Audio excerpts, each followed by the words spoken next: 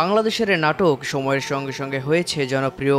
সেই জনপ্রিয়তার ধারায় চলতে গিয়ে বাংলা নাটক নিয়ে যেমন হয়েছে আলোচনা, ঠিক সেইভাবে সমালোচনাও কম হয়নি। তবুও ইউটিউব কেন্দ্রিক নাটক এগিয়ে যাচ্ছিল ঠিক তার মতো করেই। এখন সেখানে ঘটেছে ছন্দপতন। সম্প্রতি বাংলাদেশ বেশ উত্তাল সময়ে পার করেছে। যে উত্তাল সময়ে সরকার পতন হয়েছে, আর সে সময় টানা 6 দিন ছিল ইন্টারনেট বন্ধ। পরে সেই ইন্টারনেট চালু হলেও ছিল ধীরগতি। আর এই সময়ে অনেক কিছুর মতো থমকে গিয়েছে বাংলা নাটক। এছাড়াও উত্তাল সময়ে মানুষ কিছুটা বিনোদন বিমুখ ছিলেন। দেশের এমন পরিস্থিতিতে দর্শকদের বিশাল একটি অংশ বিনোদন ভুলেছিলেন দেশের নানা বিষয় নিয়ে ব্যস্ত। নাটক সিনেমার কন্টেন্টে নয়, এখন বেশি ভিউ রাজনৈতিক কন্টেন্টে। আর তাই ধস নেমেছে নাটক থেকে শুরু করে অন্য সব বিনোদন মাধ্যমে। উদ্ভূত এমন পরিস্থিতিতে অনেক নির্মাতা এখনই নাটকের শুটিং শুরু করতে ইচ্ছুক নন।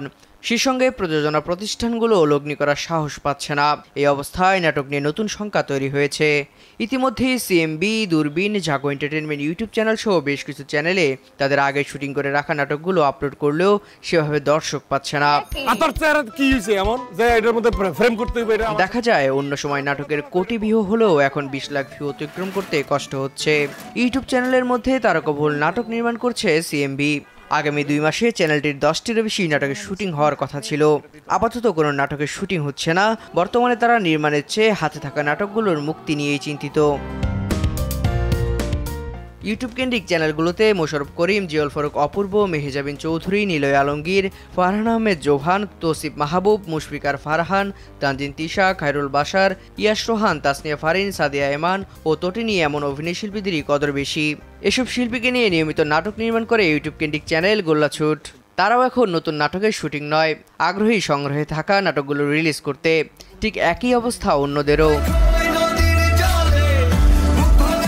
এখন সময়ের সঙ্গে সঙ্গে দেখার পালা, আবার কবে নাগাদ আগের মতো নাটকের জোয়ার বইবে, ইউটিউবে নতুন নাটক মুক্তির ভিড় হবে। দেবরায় দীপ্ত, দেশ টিভি।